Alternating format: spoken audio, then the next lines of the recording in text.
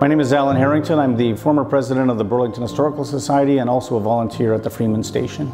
Burlington's probably founder would be Joseph Brandt. He was granted 3,000 acres of land in this area for his services in the War of Independence between the British and the Americans. And that property was is called Wellington Square, and then later on was called Burlington. Burlington had a role in World War I.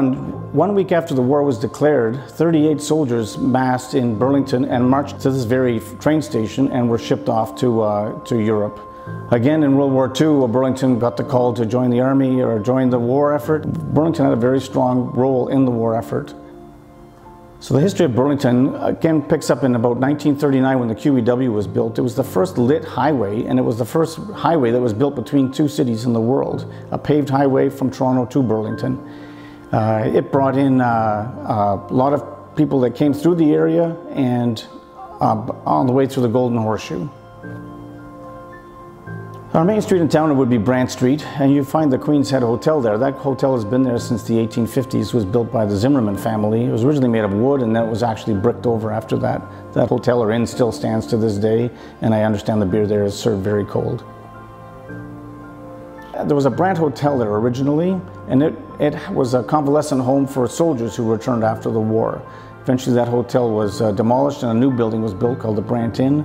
The Brandt Inn was a place where many of the great American jazz players would come up and they would test their skills to a Canadian audience in Burlington. So this would be the first stop on their way to Toronto and Montreal, get a flavor of how the Canadians reacted to the jazz music sound. Andy Williams, Ella Fitzgerald, Xavier Cugat, all the greats all played there. There's a plaque there that marks the spot. We have several old buildings on the Brandt Street. One of them, for example, which is today a Starbucks restaurant, was back in the 40s was a Studebaker dealership.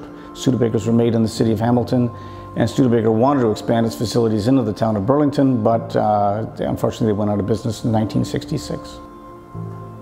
So where we are right now is the Freeman train station. It was known as the Freeman train station because it was located at the little village or hamlet of Freeman, which was the crossroads of Brandt Street and Fairview as it is today.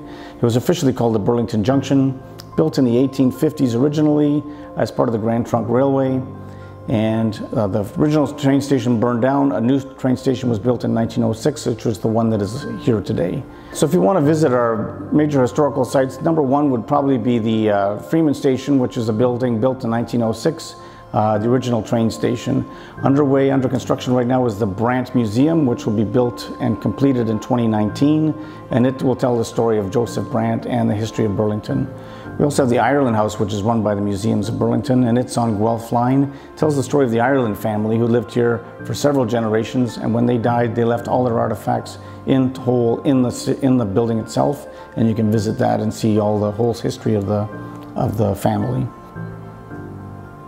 Burlington is probably most famous for Burlington Bridge, which goes between Burlington and Hamilton. This is what most everybody knows as they leave past the Ford factory and they go on to Hamilton. But we're that space in between, and we have a lot of things that are happening in that town, and we really enjoy it there.